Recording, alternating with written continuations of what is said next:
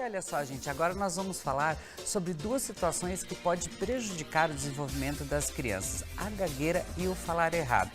E a nossa convidada, né, a fonoaudióloga Nicole Lemos, ela está aqui ao vivo e vai tirar nossas dúvidas e, claro, de vocês em casa também.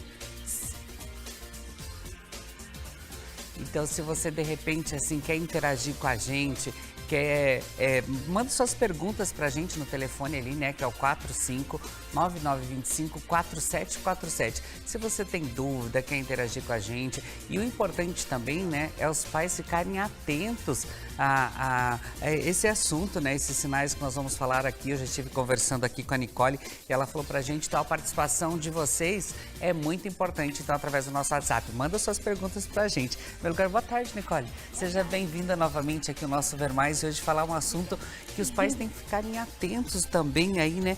Que acontece a gagueira infantil, né? Tudo bem?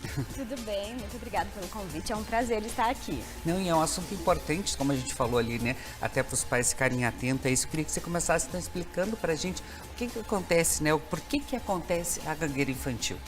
Antes da gente pensar por que a gagueira acontece, é interessante pensarmos no que acontece antes da gagueira. Porque falar não é um processo simples, parece simples, mas muitas coisas acontecem aqui para que nós conseguimos falar e falar fluentemente. Então nós precisamos organizar o nosso pensamento, nós precisamos ter palavras para colocar nessas frases e tudo isso a criança está passando por um processo de amadurecimento. Todas essas caixinhas ali no cérebro estão sendo treinadas, aprimoradas. Então, por isso que acontece a gagueira infantil, porque esse sistema ainda está em processo de amadurecimento. E assim, Nicole, quando os sinais da gagueira infantil elas começam a aparecer, quais são os sinais ali que os pais têm que ficar atentos? Normalmente acontece entre os 2 anos aos 3 anos. Isso porque é onde a criança tem o ápice da linguagem, onde ela começa a falar bastante, começa um início de frase simples aos 2 anos. Então vai ficar mais evidente nesse período onde tem uma explosão no vocabulário. E assim, quando que os pais eles percebem que tem que dar aquele alerta para buscar uma ajuda profissional? Eles vão identificar esses sinais da gagueira por conta de perceber talvez uma repetição de sílaba, onde a criança fica cadê a mamãe? Então eles vão ter esses sinais. Buscar ajuda deve ser imediata, principalmente se for menino, se tiver histórico familiar. Se essa criança fizer força para falar, às vezes tiver algum concomitante físico junto, então já pode procurar um auxílio fonoaudiológico. E assim, como que funciona o diagnóstico da gagueira infantil? É na hora de você falar com a criança ou tem algum outro tipo de exames ali? Como que é feito esse diagnóstico? Primeiro é feita uma anamnese, então nós vamos conversar com os pais, levantar esses dados e num segundo momento nós vamos fazer as avaliações. Então nós vamos ver que tipo de disfluência essa criança tem, quais são esses episódios da gagueira, de que forma ela está acontecendo, há quanto tempo ela está acontecendo e levantar esses fatores de risco. E a partir disso é feito então avaliações para fazer a identificação, se isso realmente corre um risco de ficar permanente, porque pode ser acompanhar a vida da criança ou pode ser passageira. Nicole, e assim, sobre o tratamento, como que ele geralmente ocorre? Como que é feito a partir do momento de diagnosticado? Então, por conta dessa avaliação, levantando esses dados do que a criança precisa, é feito o tratamento. Então vamos dizer, é uma criança que está com tensão para falar, ela faz muita força desnecessária para falar. Então esse vai ser um dos objetivos fonoaudiológicos da terapia. Mas o nosso maior objetivo é fazer com que a criança tenha uma fala fluente, que ela consiga passar o maior número de informações que ela desejar. E assim, e como os pais eles podem ajudar durante esse processo de tratamento ali com a criança, ajudando a montar as frases? Como que é esse trabalho ali com a família em casa? Normalmente às vezes a gente escuta muito no consultório, eu falo para o meu filho, não, para, calma, respira. Então essa não é uma orientação que os pais devem fazer. Então é algo errado até que pode prejudicar ainda mais essa criança. O primeiro passo é os pais tornarem um ambiente familiar e comunicativo tranquilo para que essa criança consiga se expressar no tempo dela. Então, se concentrar na mensagem do que a criança está falando e não como ela está falando. Não interromper, não tentar terminar a frase para a criança. Então, é deixar ela conseguir no tempo dela ali. Porque daí isso aí pode até atrapalhar também no tratamento junto, né? Ou você interromper a criança, daí pode perder, ficar com medo, mais medo de falar ainda, ou de repente chamar atenção na frente de outras crianças, alguma coisa assim, isso pode atrapalhar também, né? Claro, com certeza, constrangê-la. E assim, sobre o falar errado, quando isso deixa de ser fofo e passa a ser um problema? Porque até então, às vezes, quando as crianças falam alguma coisa errada, é bonitinho, acabam postando na internet, eles acabam achando engraçado, outras crianças vendo e acabam fazendo isso também. Isso não é legal também, né? Não. E sobre falar errado, a gente precisa pensar em que idade essa criança tem. Por quê? Porque a fala ela é uma questão de construção. Ela também vai se aprimorando e crescendo junto com essa criança. Então, o falar errado vai ser fofo e bonitinho quando a criança está aprendendo a falar. A partir disso, não é mais bonito. Então, uma criança, por exemplo, de 3 anos, precisa ter 75% do que ela fala entendido por qualquer pessoa. Isso vai prejudicar porque as pessoas não entendem, pedem para repetir. Às vezes os amigos acabam até tendo um problema de socialização porque não é compreendida.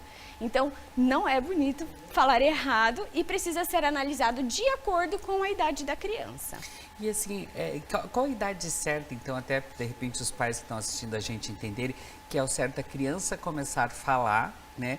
E para eles não estranharem, porque muitos não sabem que idade começa a falar. Queria que você explicasse um pouco para a gente isso daí também. Tá. Então, nós esperamos as primeiras palavras por volta de 1 ano. Esse 1 ano, ele também vai acontecendo de forma gradativa. Não é porque a criança fez 1 ano que ela vai sair falando tudo e perfeitamente. É um processo de construção.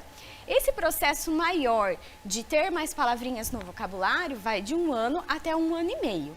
Então, 1 ano e meio é um prazo que a gente tem assim que a criança precisa falar. E de 1 ano e meio até 2 é essa explosão no vocabulário. Todo dia uma palavrinha nova. E assim, e como os pais podem ajudar nessa fase, tipo assim, de começar a falar? Porque a gente sabe que tem a concorrência ali do pai e da mãe, primeiro tem que falar papai, mamãe, tem da vovó e do vovô também, né? Como que é lidar com isso, essas primeiras? É incentivar a falar mesmo? É interagir? Ou é só o gugu dadá ali que são as primeiras palavras? É realmente incentivar a criança a falar. Um ambiente comunicativo levanta muito mais chances dessa criança também ter vontade de falar. Então, é muito importante que nós sejamos bons comunicadores para que os nossos filhos também venham aprender a falar. Então, o importante é interagir bastante com as crianças ali, com a criança também ali, nesse processo até 1 ano e meio ali, ela já pode começar a falar também, montar as frasezinhas também. Isso mesmo. E na parte do falar errado ali, que a gente estava falando antes, como a fono pode ajudar nesses casos? Como que é feito esse tratamento? Então, como não tem uma receita de bolo para cada paciente, cada caso é um caso, e depende muito do que o paciente precisa, quais os exames, nesses casos a gente pode pedir sim alguns exames, inclusive audiológicos, para ver se essa criança está escutando bem ou como ela está escutando. Então, depende do que nós vamos levantar nessas avaliações. E aí o tratamento vai ser individualizado, personalizado para cada necessidade de paciente. Nicole, porque agora você falou uma coisa importante também, né? Fazer o exame de audição também, porque de repente a criança não está ouvindo. Se ela não está ouvindo, ela não vai interagir. Até a gente vê alguns videozinhos na internet que é a primeira vez que eles colocam o fone na criança, o fone de ouvido, ela começa a ouvir, escutar, é outra reação também, é diferente, né? Exatamente. Nós aprendemos a falar ouvindo. Então, às vezes eu falo para os pais, olha, vamos fazer um exame audiológico, é importante. Não, fono, mas eu sei que meu filho ouve. Eu sempre brinco, olha, você só pode me provar se tiver exame. Uhum. Se não tiver exame, não tem como. Então, às vezes, a criança está lá com um líquido, vamos dizer assim, no ouvido. Essa criança vai ouvir? Vai, mas ela vai ouvir como se tivesse abafado. E isso vai prejudicar essa fala, essa articulação, essa produção do som. E a gente já vê nos últimos anos também, né, Nicole, que tem muitos outros tratamentos também, que mudou muito. Antigamente era diferente, as pessoas não sabiam como tratar, como conversar, não se falava tanto em fono, esse trabalho. Isso é muito importante os pais ficarem atentos também, que isso tem cura, tem como tratar também. Você vê as pessoas que às vezes não escutavam, agora com o aparelho elas escutam e elas conseguem falar também, se comunicar, né? Exato. A fonoaudiologia tem avançado muito, em todos os aspectos de todas as áreas dentro da fonoaudiologia, que nós temos grandes áreas. Sempre tem estudos novos, pesquisas novas, testes novos, então tudo hoje pode ser muito melhorado. Tá vendo? E pra gente encerrar, eu queria que até você, de repente, Nicole, desse uma dica para os pais que estão com as crianças em casa, as crianças novas aí, o que eles podem fazer para incentivar essas crianças a falarem também. Então a primeira dica de ouro, que é o que eu faço em casa, que eu pratico em casa, é ter um ambiente muito comunicativo em casa. Então às vezes a gente acha que a criança não entende e eles estão entendendo muito mais do que os pais imaginam. Então conversar com a criança, explicar, dar um modelo de fala correto, falar corretamente também. Porque ficar fazendo vozinha de criança para criança também não é legal, né? Tipo assim, ficar brincando, fazendo aquelas... falar igual criança. Tem que falar normal para eles aprenderem também, né? Exato. E falar infantilizado ainda é mais difícil. Papazinho, por exemplo, é muito mais extenso do que papá. Então, o infantilizado, ele atrapalha, além de poder causar atrasos na criança, ainda dificulta porque são palavras muito maiores para quem está começando a falar. Tá vendo, gente? É importante ficar atento a essas dicas aí. Quero aproveitar e agradecer a doutora Nicole Lemos. Vou deixar o Insta dela também, porque de repente você ficou com mais dúvidas aqui também, pode interagir com ela. De repente você quer um outro assunto ligado à fonoaudiologia, pode mandar pra gente as sugestões, pode sugerir para ela também assuntos para ela trazer aqui no nosso Ver Mais. Gratidão, bom retorno pro consultório. Muito obrigada. Venha mais vezes. Tá bom, e quem quiser me seguir no Instagram é @fonemãe. Tá lá, só vocês seguirem e interagir por lá. Obrigadão. Imagina.